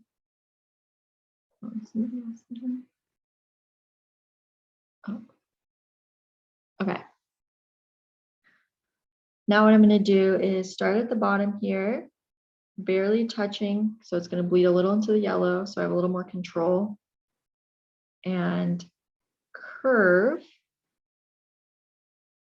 my leaf shape. So that's the top of the leaf. Okay. And then go and fill your brush again. And then leaving that white space, kind of slowly lifting off as you're getting to the end, like that. And then what I like to do is I go back in with some more color and I don't fill the green line, or sorry, the white line. I just add a little more color up against it. Kind of move it around just so it's not so dark. But the thing is, I'm going to keep this side a little bit lighter because what I'm going to do is add the blossom and part of the petal is going to overlap over it. So I want to be aware that if I don't want to make it too dark, otherwise I'll have more color to lift when I'm putting my petal over it. Okay. And then I'm going to do a similar thing with my leaf at the top. I'll do one up here. You can touch it a little if you want, or you don't have to. I always like just a little touch, so it kind of kisses it a little bit. And then I create like this curve like that. So again, you can only do this using the side of your brush to create like such a nice curve. And then I close it by kissing it like this. Okay. So now what we want to do is, because I'm using gray, I'm going to make sure I'm using my more fresh water because I just don't want it to become muddy. Using my small brush, just going to grab some gray Gonna water it down a little. And we're gonna create our blossom, okay? So again, we're gonna be working where I'm gonna have part of it starting coming from behind. So I have to work fast so my outline doesn't dry. And then I'm gonna create another petal outlined, kind of coming in. These ones are more rounded. Just make your petals a little more rounded. This one's huge, so this one's gonna be a little bit bigger than I wanted, but that's okay. Like that. I'll have one coming down like this. And then that's the one I said will overlap. It's going to be over here. And I'll show you how to kind of like fix that one so you can see it better. Okay, you know what? This one is a little bit big for me. So what I'm going to do, this one on the end here, or over here, I'm going to lift some of that color out because I feel like it's just pulled out way too far. So I'm just vibrating my brush a little bit and I'm going to lift so I can rework that petal and make it not so long. Okay.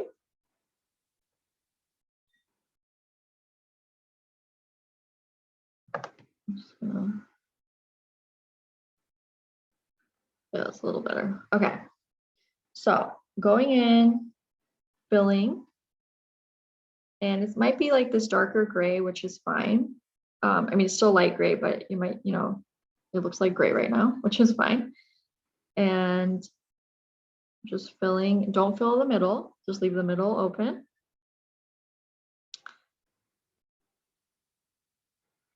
And really trying to work out the edges so that the outline is not visible. That's the main goal here. And what I'm going to do is actually go in with my brush, create the petal with my water, like just by vibrating out the surface a little bit, lift it out. Isn't that great? Isn't that cool? I love that. And basically just go back in with a little more paint.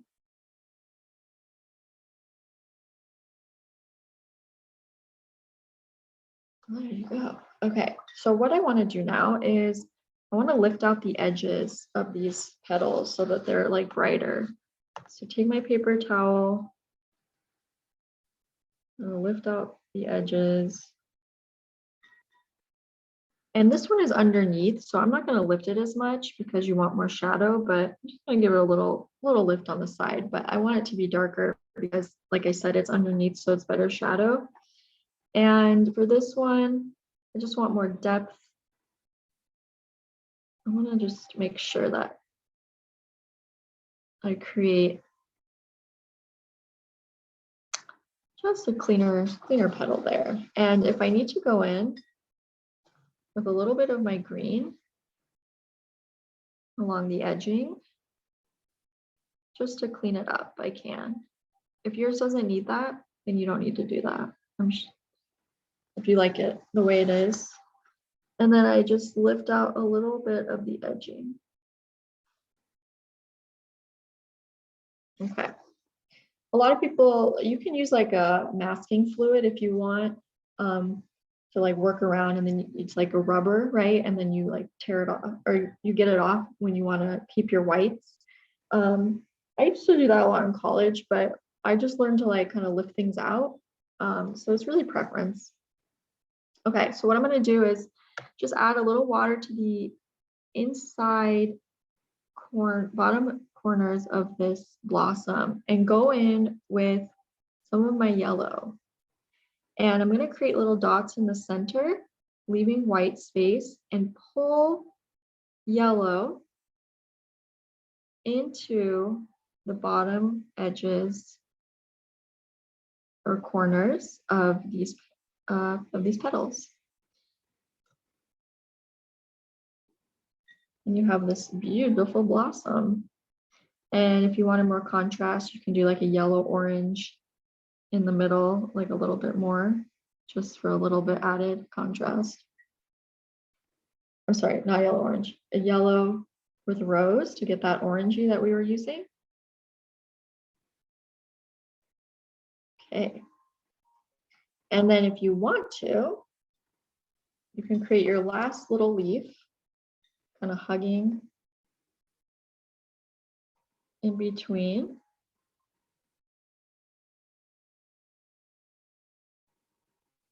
Like that. These little gaps in between the flowers are really good tools to use to know where you want, if you want to put a leaf. So this is just like a nice opening right there. And that's why I decided to put it there. Like I wouldn't decide if I'm just putting one in especially to put it like say right here, because that doesn't really make sense. You want it to come in from an opening when there's like a gap. Awesome. How'd you guys do? I love this one. Oh, I love it. Do I say that about everyone? Maybe, but I really love that one. Like the yellow, orange, pink combinations. Okay, last one, you guys. Can you believe it? We are going to be doing our rose. Okay, let's go over this really fast. Rose is all about layering. So what we'll do, we'll start with our pink. We'll create this center here. So it's like the two little curves kind of up against each other. We'll create 2 or 3 more like around, right? Leaving some white space in between. Then we will go in and mix. Well, actually, we'll use the yellow first and we'll lighten it up. So we'll add water to it so it's a little bit lighter. And we'll kind of use 3 to 4 different petals to kind of curve around that. And we'll keep adding. But to create this kind of like red pink area still in there, we'll use the tip of our small brush to create a thin line up against these 3 here, and then add in the yellow so that this pink bleeds into the yellow like that. And then once you have your yellow center, you want to just create some larger petals with like a lighter pink. So just lighten it up with some water around the edges. And you just continue to do that until you have like a fluffier petal. And like I like to do on the outside ones is I go in and I add a little bit of yellow into the pink as well, just to get a nice combination. So for these ones, a lot of times I do an outline of the shapes. So like this, I know it's a little harder to see, but you do like the textures and then you fill them in like this, kind of a layering technique. So this one's gonna take, we're gonna go through it, but just be easy on yourself because roses are hard, you guys. Okay, we're gonna start with our small brush. I'm actually going to work with it like this. That way I have like more space on the sides, okay? Use our small brush. We're gonna create a darker pink middle, so less watered down. Okay, let's create our center.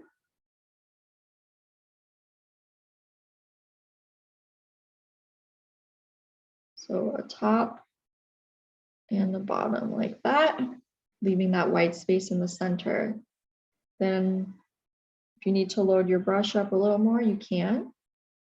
We're going to create one on top of here. Another one kind of curving, hugging. And then 2 more strokes, just kind of layering in like that. Okay. And what I'll do is I'll always have my paper towel handy. So for some of the edges, like if I want to lighten them up a little bit, but this core area, I guess I want it a little bit deeper because it's the center. So we'll just leave it pretty dark like this. Okay.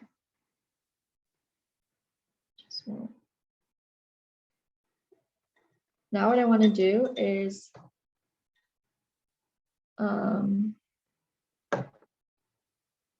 gonna grab, I'm gonna still use my small brush for the first layer of yellow. And remember, I want to water it down. So I want it to be lighter. And I might even lift stuff out if I think it's still too dark.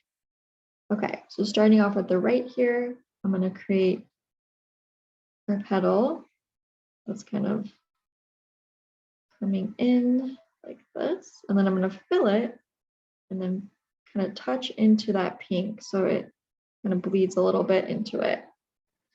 And then I'm going to use my paper towel and lift a little bit of the edge just so it's a little bit lighter.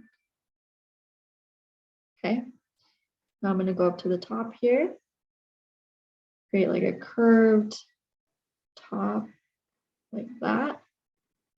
The tip of my brush, kind of hugging into it. And then fill it, barely touching the edging of this pink, and let it bleed, let part of it like bleed into it. Okay, you want that blend. And then paper towel, lift a little bit of the edge. Okay. Now what we're going to do is for the bottom here, create kind of like a flatter, but like a pointier petal. Let me add a little more yellow to it. Again, kind of hugging into this pink, letting it bleed in. And then a tiny little petal and kind of like adding to the side right there. And then I'm going to lift a little bit of the edging out. Okay. Now what I want to do is we're going to move to our big brush. Okay, if you want to keep working with your small brush, you can. If you feel like you have better control, feel free. You'll just have to keep layering or adding more paint to your brush more often. So just keep that in mind. Okay, so now what I want to do is actually, hold on, let's see. Okay, let's go back to your small. Sorry, I forgot I need to add a small layer of pink before I go back to my yellow. Okay, so grab some rose on your small brush and we're going to create some thin little lines of pink, kind of like around the outsides, like this. And the reason for this is so that that pink will bleed into the yellow when we put it back on our next layer.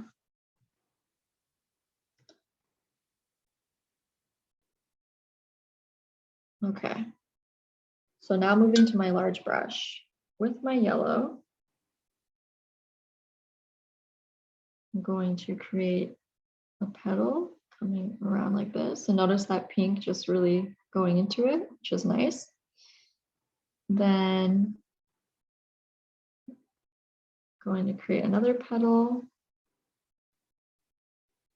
letting that pink go into it like that.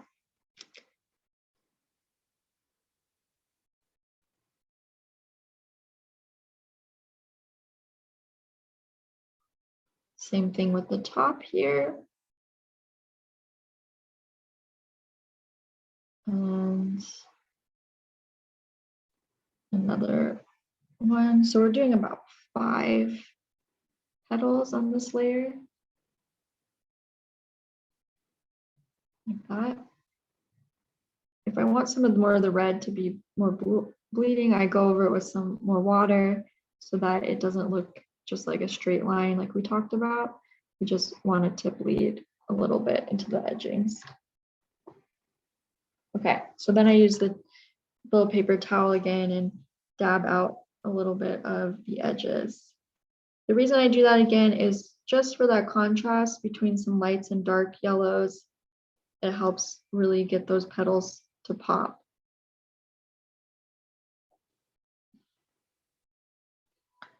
Okay, how are we doing, guys? We got our first like 3 or 4 layers. We're good?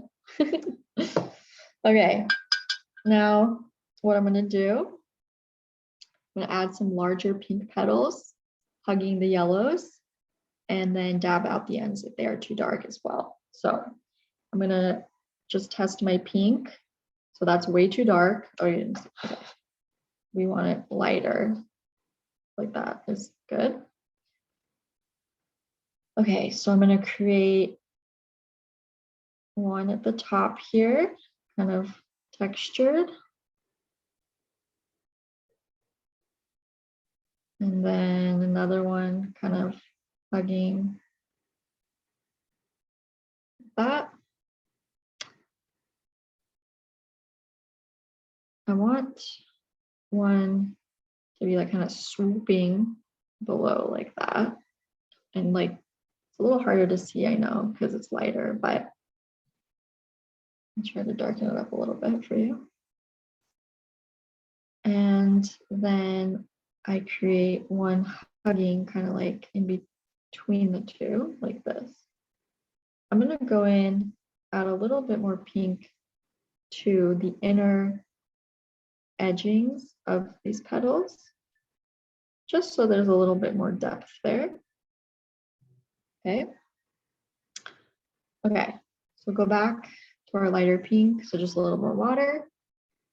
I'm gonna add another one, again, using the kind of outline of the tip of my brush.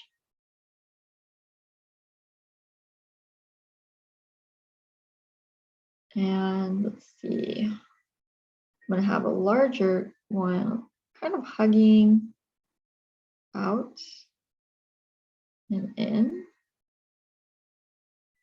like this. Okay. And then I'm gonna have just a little one kind of coming out like that. So now I'm gonna go back in with a little of my deeper pink and add into the bottom edge of these petals a little bit more of that pink for contrast. Okay. So now what I want to do is, if I feel like I just want to dab out a little bit of the edges with a paper towel, so it's not too dark, just again to get that nice contrast between it and like the inner edge of the petal.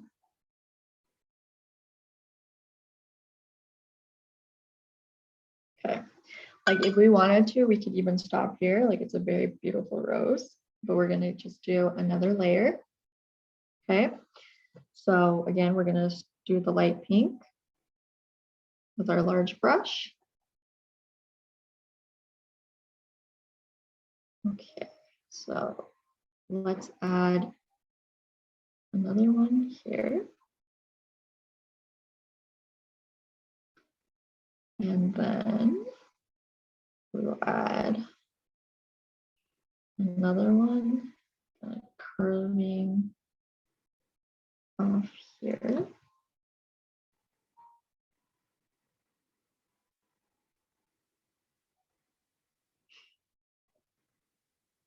And then we'll add another one.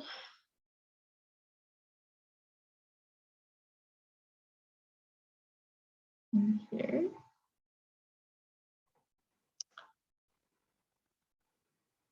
So we're just building it up into like a nice, like kind of whimsical shape.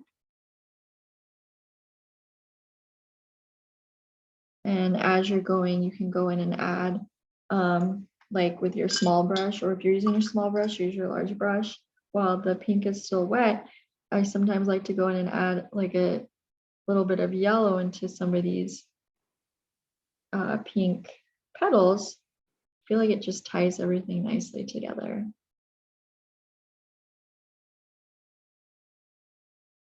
And then if I need to add more contrast into the inner kind of edges of these petals, I can do so as well while it's still wet. Just want to do all of it while it's still wet.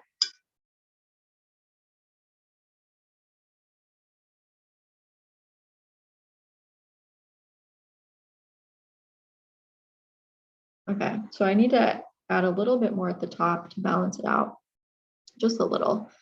So I'm gonna add a little petal up here.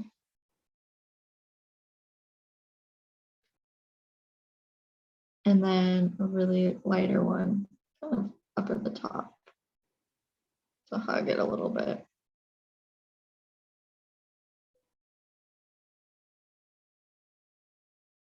Actually, you know what? I don't like this one at the top. So it's so light that we can actually dab it out if we want.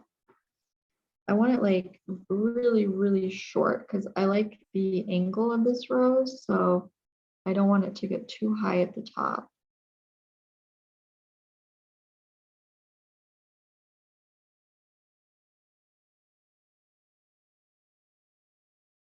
Okay. And then I can go in and add more contrast. We need it.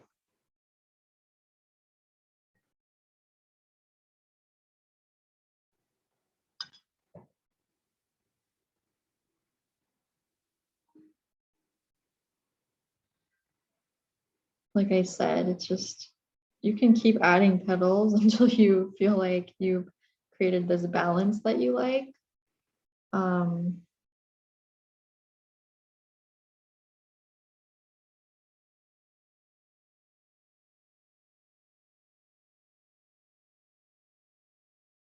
Sometimes it takes a minute.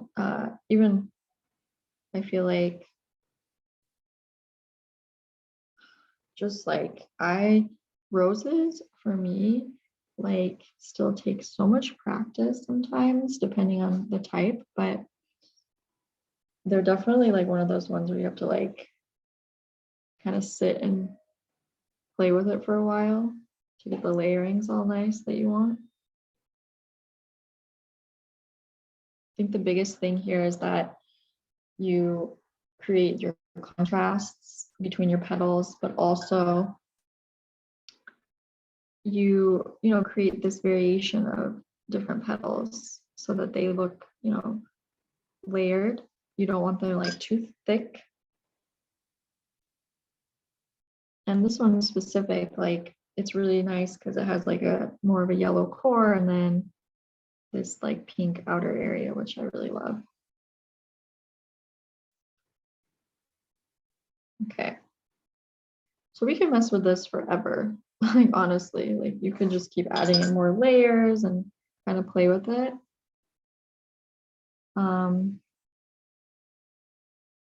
But I hope that you were able to kind of get a sense of just the layering and how that works with these. And it's just a buildup. Kind of working with it while it's still wet. Okay.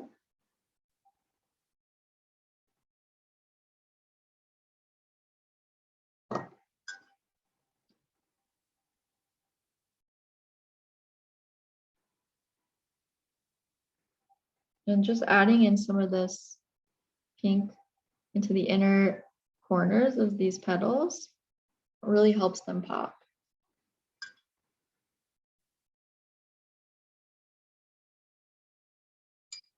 I like to have some wispies, so I just sometimes have like a really light kind of layer kind of coming out, just like kind of wisping out. Okay. So lastly, we do the leaves. So these ones are a little bit longer, but they are the same natural green that we've been using.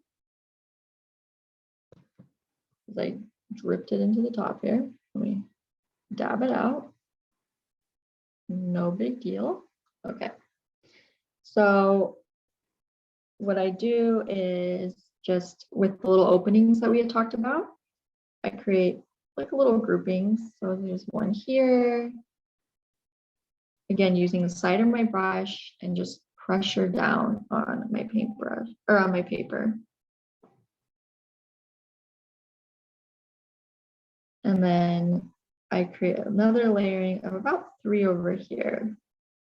So another cool thing is with your brush, you can combine petals like I was showing you together to create one leaf. So you make a curve and then you kind of close it off, create another, like one larger one. And that's what I just did with this one down here. I do that all the time to like just kind of shape the leaf.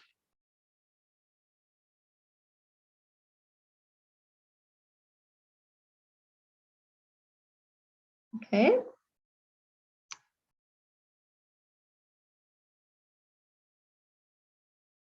Okay.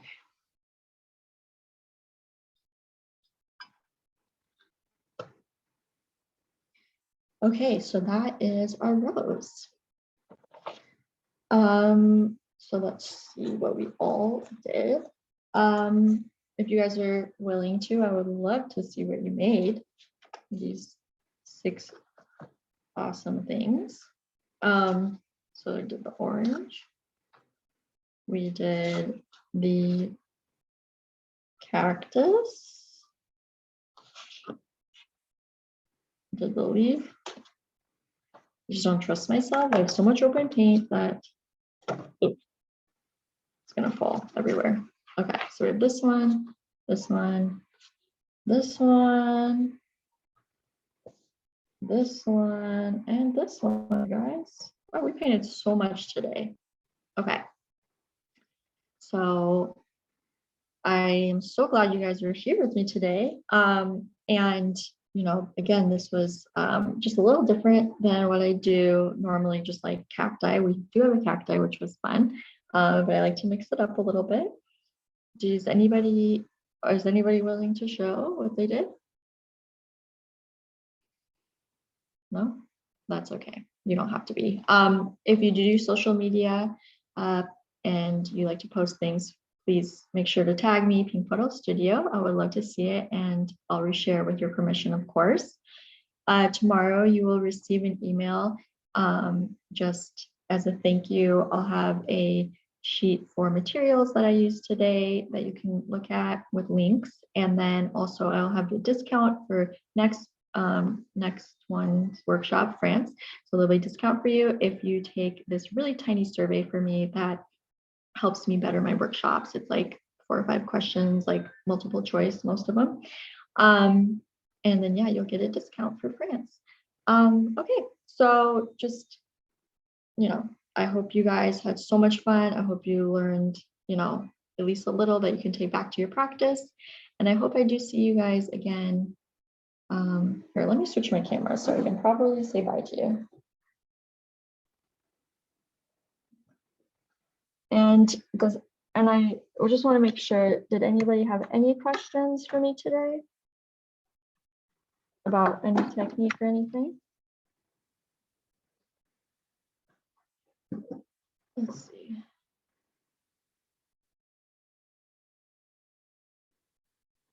Okay. No. Oh, you're welcome. Thank you for joining. Thank you, Melissa. Okay, so again, I hope you enjoyed, and I hope I do see you in one of my next spring workshops. We're doing France, we're doing Japan, we're doing Greece. And yeah, I guess I will be emailing you tomorrow, so look for that, and you'll get a replay. So you can work through all this again if you want on your own time. And let me know if you have any questions. Other than that, I will see you next time. Thank you, guys.